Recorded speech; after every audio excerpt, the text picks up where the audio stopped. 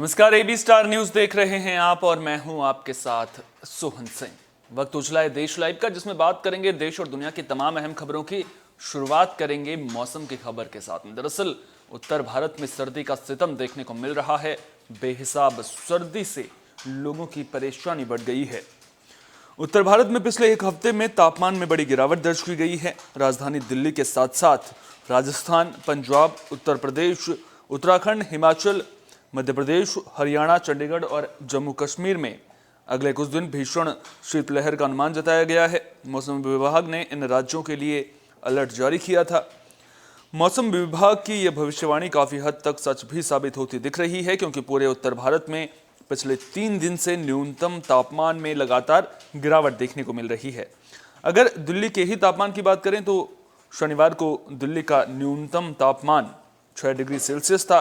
रविवार को ये 4.6 डिग्री सेल्सियस रिकॉर्ड किया गया। वहीं सोमवार सुबह दिल्ली ने सीजन की अपनी सबसे ठंडी सुबह देखी, जब मिनिमम टेम्परेचर 3.2 डिग्री रिकॉर्ड दर्ज किया गया।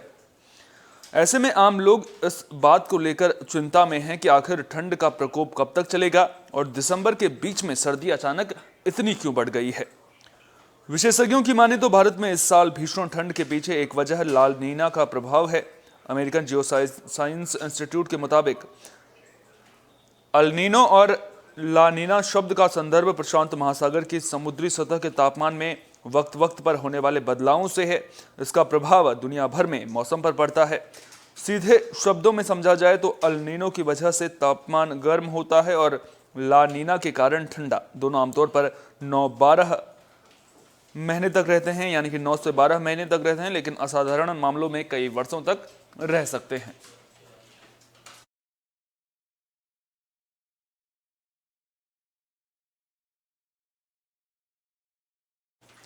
अब बात पंजाब और हरियाणा कोर्ट की एक टिप्पणी की भी कर लेते हैं। दरअसल एक मामले में सुनवाई के दौरान पंजाब और हरियाणा कोर्ट ने कहा है कि 18 साल से ज्यादा उम्र की महिला के साथ 21 साल से कम उम्र के लड़के लिव इन रिलेशनशिप में रह सकते हैं। साथ ही ये भी कहा है कि 21 साल से कम उम्र के वयस्क लिव इन में तो रह सकते हैं, लेकिन शादी नहीं कर सकते हैं।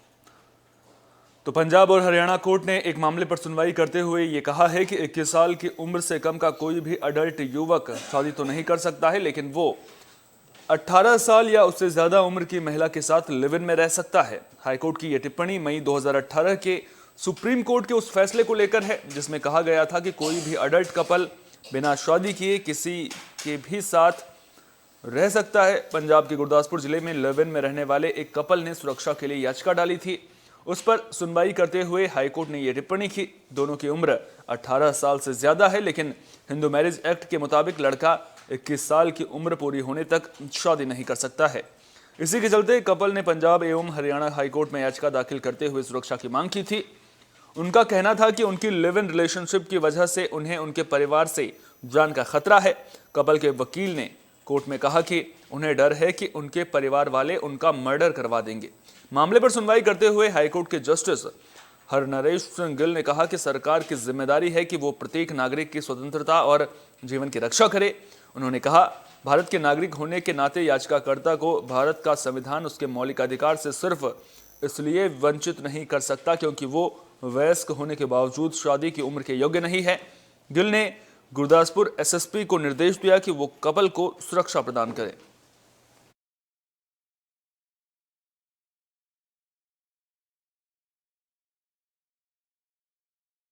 पंजाब में विधानसभा चुनाव में कुछ वक्त ही शेष है और अब पंजाब में बदलाव पॉलिटिक्स भी शुरू हो गई है। आपको बता दें कि अकाली दल के नेता विक्रम सिंह मजीठिया के खिलाफ केस दर्ज किया गया है। तो पंजाब की सियासत में सोमवार आधी रात को हड़कंप मच गया।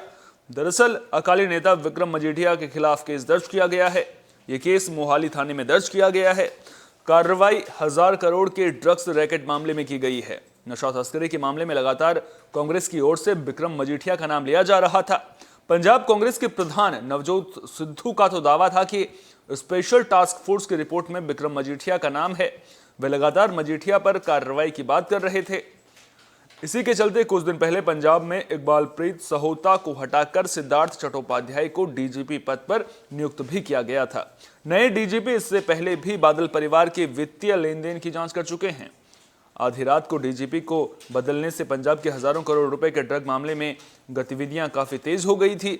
माना जा रहा था कि यह कदम ड्रग केस में कार्रवाई के लिए उठाया गया है। इससे पहले पंजाब में नवजोत सिंह सिद्धू लगातार डीजीपी बदलने की मांग कर रहे थे। मुख्यमंत्री चरणजीत सिंह चन्नी सहोता को लेकर अड़े हुए थे।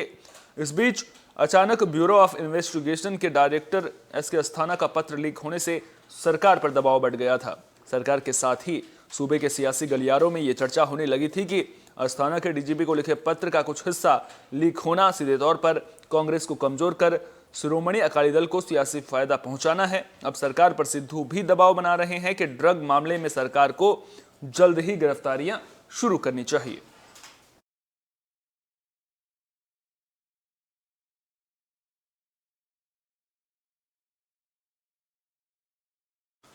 पाकिस्तान की एक बार फिर से वैश्विक मंच पर किरकिरी हुई है। आपको बता दें कि पाकिस्तान ने 57 मुस्लिम देशों में की बैठक बुलाई थी, जिसमें से सिर्फ 20 देशों के नेता ही पहुंचे हैं।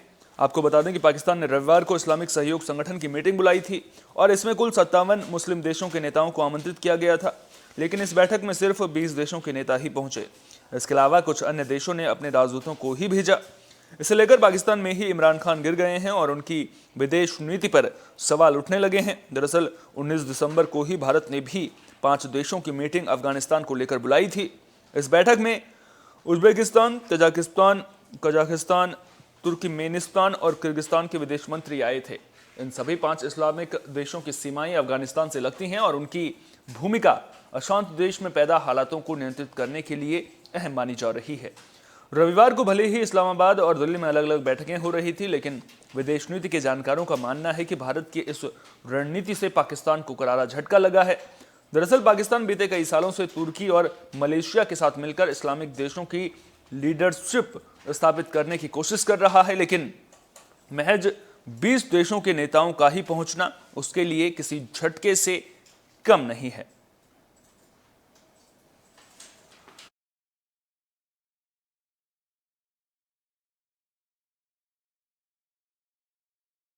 बुलेटिन के आखिर में बात ओमिक्रॉन की कर लेते हैं। दरअसल भारत में ओमिक्रॉन तेजी से फैल रहा है। देश में ओमिक्रॉन के मरीजों की संख्या 200 पहुंच गई है। वहीं आपको बता दें कि दिल्ली और महाराष्ट्र में 54 केस दर्ज किए गए हैं, लेकिन राहत की खबर यह है कि जो 200 मामले सामने आए हैं उनमें से 77 मरीज ठीक भी हो चुके हैं। लेकिन दूसरी ओर अमेरिका में भी ओमिक्रॉन वेरिएंट सरदर्दी बढ़ा रहा है और अब तो ये कोहराम मचाने लगा है।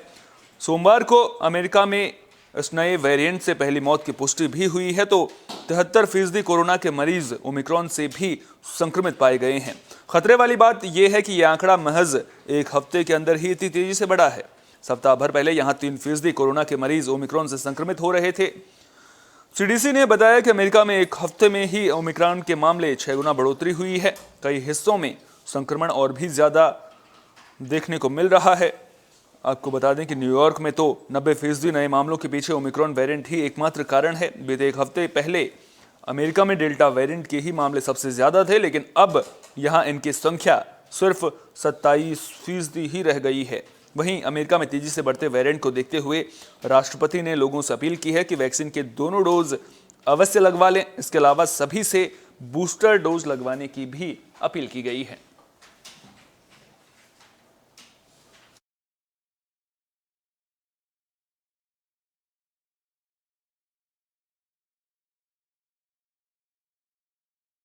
इस बुलेटिन में मेरे साथ इतना ही। देश दुनिया की तमाम अहम खबरों के लिए आप बने रहिए AB स्टार न्यूज के साथ, क्योंकि यहां पर खबरों का सिलसिला कभी नहीं थमता।